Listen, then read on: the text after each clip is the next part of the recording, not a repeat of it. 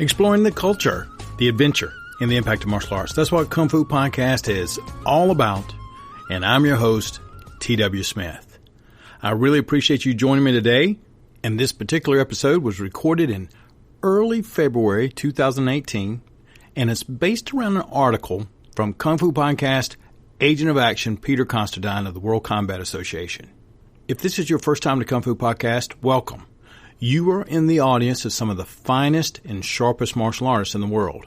People who take a real effort to make sure that their martial arts is suiting their objective and that they're working in the direction that suits them best.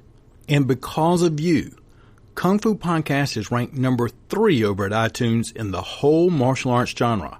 And when you consider that the number 1 ranked martial arts podcast was released over 11 years ago, that's pretty good. Thank you so much for taking the time to let me be part of your martial arts journey. I'd like to make you aware that I'm going to be in Fort Mill, South Carolina with the entire Shirite Jiu-Jitsu Kai Association, and we'll be teaching at least 2 seminars there over the weekend.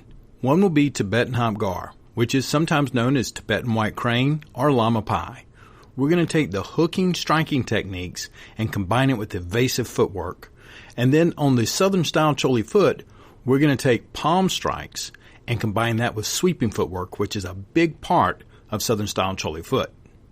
Now, as we're getting into the meat of this episode, this man has been introduced on the program several times. If you want to find out more about Peter Constantine, just go to the webpage on this particular episode, kungfupodcast.com/imagery. And from there, you'll see him listed as one of the resources. So according to the surveys, you're either out going for a walk, getting ready for your practice, doing your practice, pushing some iron around the gym, or traveling somewhere. So let's get yourself settled and start looking at the critical component of imagery in your martial arts training.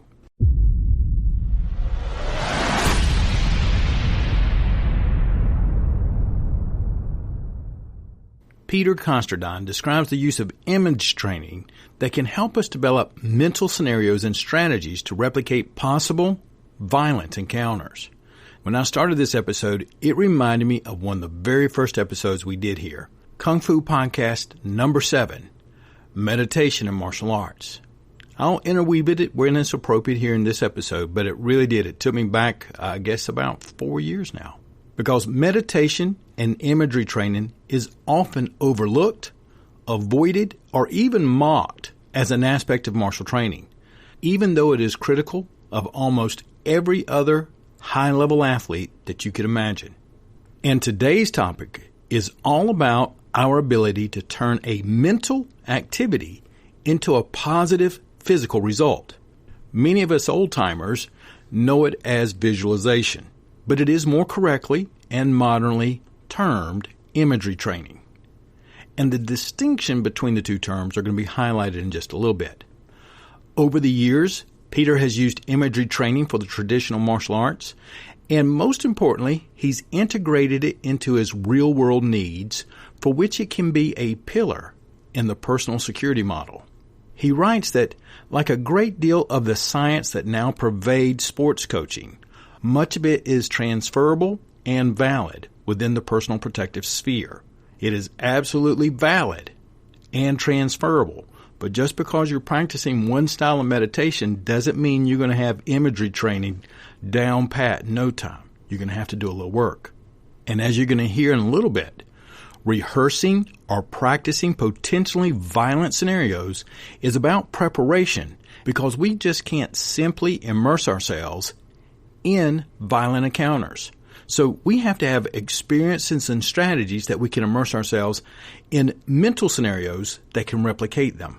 And despite Peter's obvious interest in the practical applications of the martial arts, he states that he is first and foremost a committed traditional martial artist. He doesn't necessarily don his white gi as much these days and continues to consider his martial training to be at the highest traditional level. Brian Seabright is Peter's former training partner, and Brian often talks about the aesthetic element of what we do and how much we mix and match various arts. We endeavor to make the blend as seamless as possible. Peter writes that he is today seldom surprised that many folks are clearly not aware of how they appear aesthetically.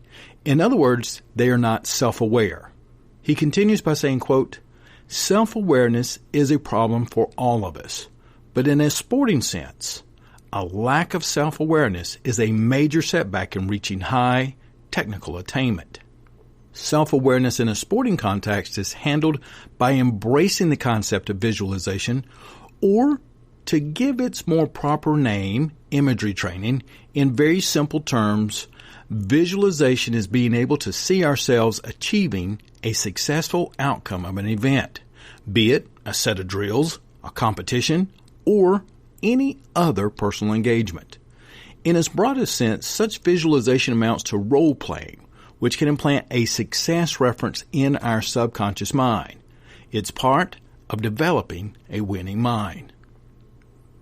We've all probably watched high jumpers before they set off for their run up to the bar, engrossed in internalizing and mentally rehearsing the jump, and often how well this rehearsal happens determines the outcome of the jump.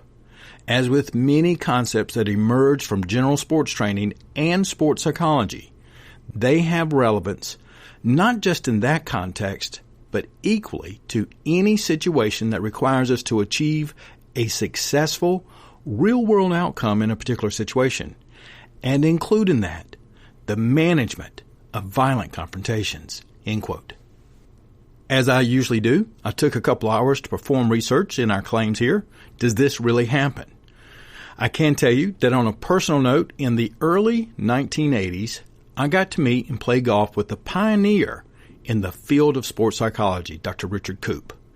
Anyone who practices sports psychology can trace a large part of their lineage back or to him. Dr. Koop at the time was the sports psychologist at the University of North Carolina at Chapel Hill, and he was helping one of their promising athletes to learn in focus and patience.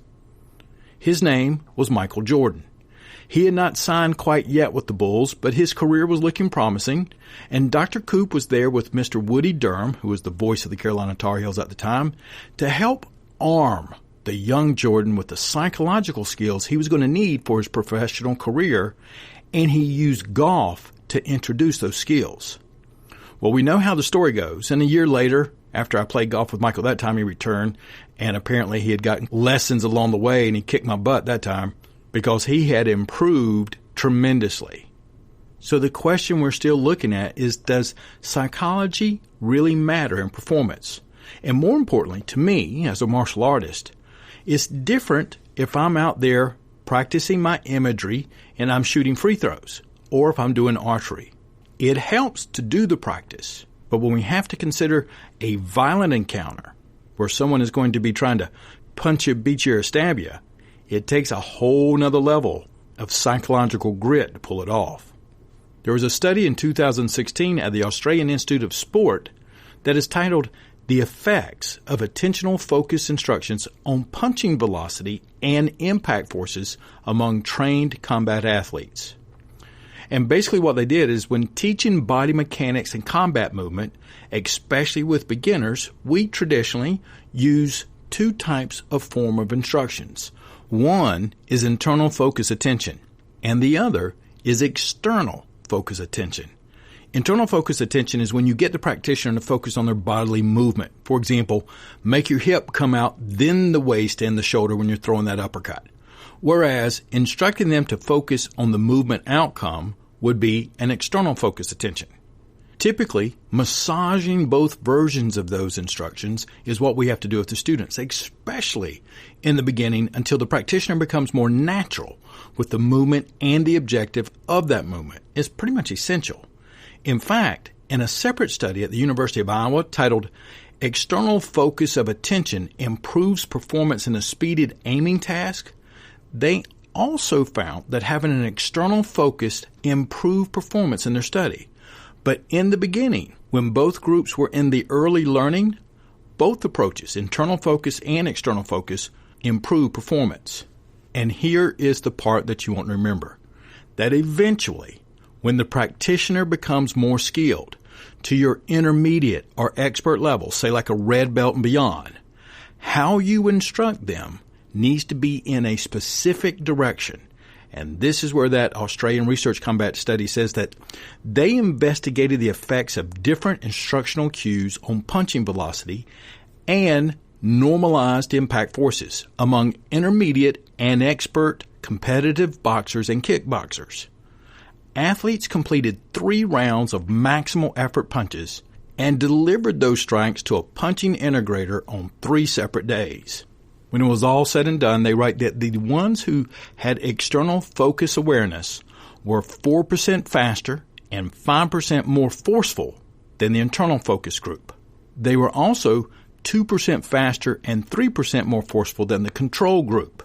It also separated the 2 groups a little bit, where they write that the experts punched 11% faster and with 13% greater force compared to the intermediate combative athletes. They concluded in their work, quote, "When working with intermediate and expert combat athletes on striking skills, that the external focus awareness led to a positive effect on punching performance and should be favored over internal focus awareness and control instructions," end quote. Another reason I wanted to put a note here about the importance of imagery training that really isn't emphasized throughout this episode, but it is something that is important to many of you, I know, because you all have written me or asked me over the years that what do you do when you practice primarily by yourself? Or you're unable to find a school that meets your needs, or you can't get away to one of the seminars like the ones I mentioned at the World Combat Association or the Shuri-Te Bujutsu Kai seminar coming up in April. Well, if that's the case, then imagery training work absolutely needs to be part of your regular training. So as we return to Peter's article, we know research has been conducted on combative athletes as well. So now Peter's going to do a wonderful job in explaining how to use imagery training to boost both your confidence and your performance. He writes, quote, "Confrontations, especially where we have successes, can build up a body of experience that are invaluable in giving us a platform of confidence to be able to face a variety of situations safe in the knowledge that we've been here before. Unfortunately, for the vast majority of us, and very fortunately, many of us have never been there before and therefore haven't been able to build up that body of confidence that allows us to deal with potentially violent confrontation successfully," end quote. Peter's going to remind us that he began working on the doors to experience confrontation and to immerse himself in handling aggression. But he states it's not something to be recommended for everyone. One possibility, therefore, is to immerse ourselves mentally in a variety of scenarios that will build up a subconscious filing system of successful confrontations and the methodology that we can use for our traditional training or competitive development. You might note on many occasions fighter jet pilots will go through imagery training before they take off, especially if there's a possibility of interactions or when they know they've got to go through some sort of course testing. The use of image training can help us develop mental scenarios and strategies to replicate possible violent encounters. And since we are nothing here at Kung Fu Podcast if not practical, what are the results that you should expect if you put in the time to do your training? Well, here you go. Imagery training is integral to the part of mental skills training, and it is a vital piece of a coaching jigsaw, which can be summarized with the 4 C's. And the first C is commitment, the will to win, toughness, grit, and desire. The second C is concentration, your ability to focus. The third C, the control of emotions, for example, anxiety, anger, frustration. And lastly, confidence, a positive attitude, and self-belief. Many competitions or real-life engagements are won by people who, as well as honing their physical skills, focus on the mental aspects of their training, and the results being that they can handle pressure better, they're totally committed to a tough training regimen, they maintain concentration in spite of distractions, and one that really means a lot to me is that they remain confident in the face of setbacks.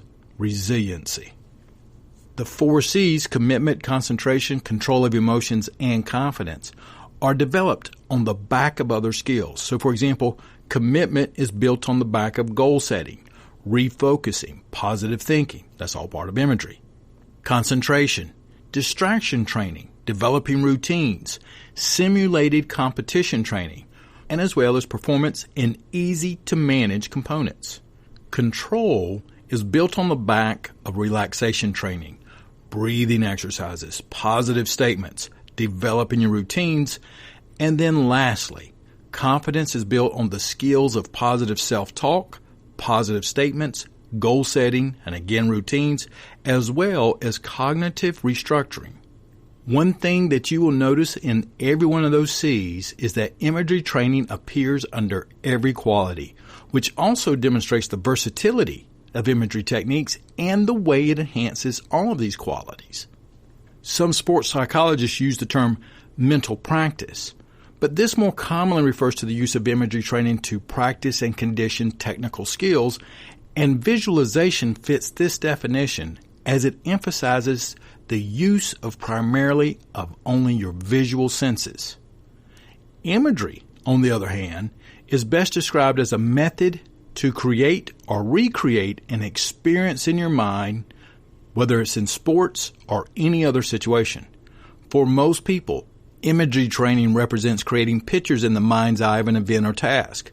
However, imagery training should be this and much, much more and go far past the simple visual aspects of it. We want to engage all of the senses, hearing, feeling, and it's even recommended smell and taste.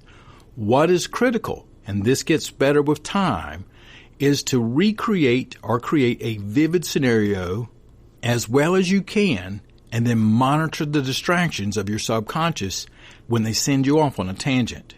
So imagery training for an elite athlete is where you get to the point that you're not only visualizing the success, but you recreate in your body what it feels like, the muscular tension, the sway that you're going to have to go through and experience what that is along with the attitude that your body is in.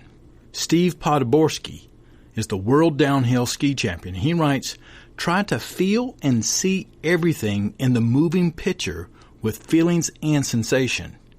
Peter says that when he is doing these mental runs, if he makes a mistake, he'll stop, back it up, then run through it again, and usually will get it right the second time. As he continues to write, how do you surgically inject it inside of your training? Well, the most common way it's used is just to encourage the athletes to see a successful performance and either run previous successes or to see themselves performing a new task successfully. But you can also use it to focus on key factors which contribute to the success and develop the strategies to enhance performance in similar situations in the future. So, for example, improve consistency. Research suggests that 85 to 95% of surveyed Olympic athletes regularly employ imagery rehearsal as a component of their training for competition. Boxing legend Muhammad Ali was always stressing the importance of seeing himself victorious long before the actual fight. And then, in addition to the research here with Peter, I also added the U.S. Army's 75-page thesis that is titled "The Benefit of Positive Visualization on the U.S. Army" by Major Roger Wong, 2014. You can download that thesis when you log into the website. Imagery training was used in both Canadian and U.S. Army forces to enhance resiliency in their soldiers. The U.S. Marine Corps uses a program called Mind Fitness, and in his thesis, he has a quote from retired military officer and Ph.D. Elizabeth A. Stanley, where she writes, quote, "When our body is flooded with the fight or flight response, the part of our brain that controls strategic planning and decision-making gets impaired. We want to condition the body and mind interaction to bring those mental functions back online quicker and improve the decision-making process. To improve resilience, we need a stress response to push us out of our comfort zone, but we also need effective recovery to come back to a baseline." End quote. Well, the imagery training works because your mind controls the movements. One of the first Chinese martial arts proverbs that I ever learned was that training of the mind precedes training of the body. But eventually, the training of the body will be superior to training of the mind. And what it means basically is you got to train your mind first, but then once you've trained your mind and you allow the body to do what it's supposed to, then that knowledge will be embodied and you will do what you're supposed to and how you're supposed to, and imagery training helps you with that. This mind-body connection occurs when you actually execute a task or just think about executing one, so that in fact your body does not know whether the controlling nervous impulses that your muscles are generating are from your imagination or your brain for purposeful movement.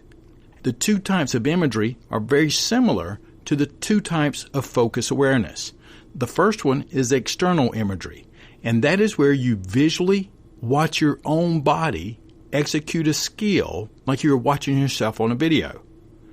Internal imagery is where you would picture a visual image of the surroundings as if you were looking through your own eyes and simultaneously feeling the focus contractions and movement sensations with the kinesthetic awareness that would naturally occur if you were there.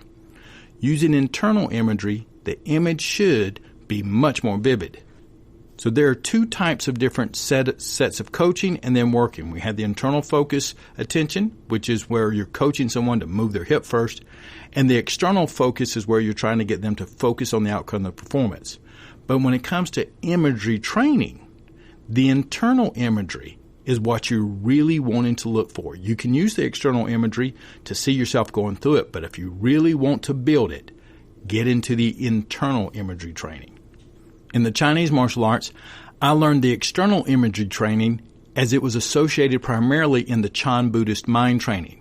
And then the internal imagery was emphasized a lot more in the Xingyi and the Yichuan systems. In fact, that's what Yichuan means, mind form. So you put yourself through numbers of situations and you use the internal visualization and allowing the body to respond as if it was there. And Peter continues by writing, of the two principal ways of practicing imagery, the easiest is the method of seeing an event unfold through your eyes the way you want it to happen. For most people, this is how they picture most visual images. The alternative practice, although by far the hardest, is to visualize externally, that is, as if there was a closed caption TV camera filming you from a high vantage point, and you're looking at this image of ourselves as if we were a third party. You're going to try to see yourself as others see you. This is very hard to do, and Peter says that he struggles with this as a methodology, but tries to keep this image in mind as he does his training. Peter suggests to use the external imagery training primarily when you're trying to correct errors or first learning a sports skill, particularly in a closed task, one that is self-paced and predominantly under the control of the performer. That's where I was throwing up the examples of like an archer shooting a free throw. You'll find that as a benefit that you'll be able to broaden your perspective and be able to analyze different aspects of the techniques. You're also going to be able to use it if you've never executed the task before, and it's particularly helpful when you're trying to isolate or correct mistakes in skill execution. Internal imagery training is best used from a well-learned movement and a skill, or engagements with others, so for example, fencing, boxing, martial arts, and self-defense. And those benefit us because we get a more realistic experience of the actual movement, providing identical perceptual information that you're going to see in the surroundings as if you were actually there. You feel the movements in your body as if you were actually executing the act. Internal imagery training is also going to offer you more potential for performance benefits because it has activated all the senses, and therefore it should aid to the transfer of training to competition. You can't expect an immediate transfer as far as psychologically or physically, but you can use the internal imagery training as a vehicle to move it from one place to another very quickly. This form of training also allows you to practice other strategies, rehearse recognition of visual and kinesthetic cues, as well as cope with anxiety and rehabilitate injured body parts. I remember mentioning in Kung Fu Podcast number 7 about meditation and martial arts, about the fear that the Mongolian archer put in almost every form of military throughout the time. And one aspect of his training was imagery training. He would sit there and he would put a target in his mind, and he would open his eyes and then let the arrow fly as if it was the string that connected him to the target. The target was not separate of him. They were connected. And so for your imagery training, you're going to need 4 things in order to make it effective. And the first is you've got to practice relaxation. Your mind and your body have to relax so you can become immersed in the exercise. You have to practice realism. Create imagery so realistic that you believe you are executing the skill in that space and time, and practice making it perfect. You're also going to need regularity, almost as a daily exercise as with your physical skills.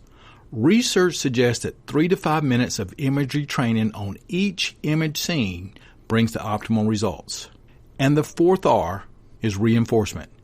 And basically what that means is that you've got to find and use visual and kinesthetic aids such as a video to help you paint the picture, which is often very hazy with the beginners. After the 4 R's, the question usually is how am I supposed to do it and how much? Now we just mentioned 3 to 5 minutes of imagery and the 4 R's there, but Peter also suggests that it's recommended to get the best returns from your imagery training practice. You need to write a script, one that tells the basic story, outlining the various phases of a physical task or confrontational situation. The great benefit of using imagery to role-play violent confrontations is that it can include a whole verbal script, which can be rehearsed and honed for real conflicts and can include all other environmental factors. Add all the sensory stimulus that you can, including the emotional content of fear and stress. And then how much work is it? Well, the amount of time spent on the body must be applicable for the mental fitness in order to retain the positive imagery training skills. Dr. Stanley, who I mentioned before, who works with the U.S. Marine Corps, writes, quote, "Just like physical exercise changes, everyone's body, our muscles, our cardiovascular system, if we do these exercises that train our attention and concentration, we are beginning to rewire the brain. We are building new neural pathways. To do that, though, Marines have to develop the exercises as a habit, even after completing the initial 8-week, 20-hour guided course. They must continue to spend at least 30 minutes each day on mind fitness," end quote. Now, I'm going to tell you that's also going to include the relaxation piece, the everything else. So that 30 minutes is from beginning to end. Peter finishes by writing, "The key to self-awareness is recognizing that the smallest movement engages the whole body, and nothing we do from pointing at something to punching something happens in isolation. In martial arts, however, we are often too mentally engaged with the tool, for example, the use of our foot, knee, elbow, etc. People can get so engaged in the execution of a technique that they are oblivious as to what other bits of their bodies are doing.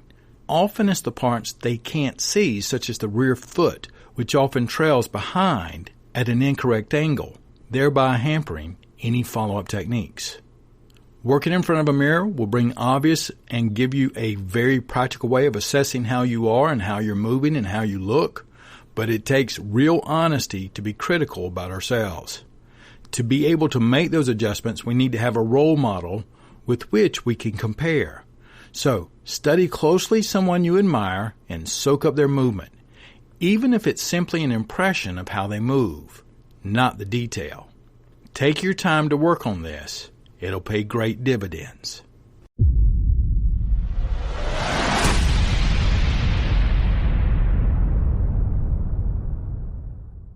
Okay. Remember, to make the imagery training effective, you're going to need the 4 R's, which was relaxation, realism, regularity, and reinforcement. And if you take 5 minutes or so after you've gotten a little bit more relaxed and you're put yourself together a script. It only takes a few minutes to really improve your martial arts training.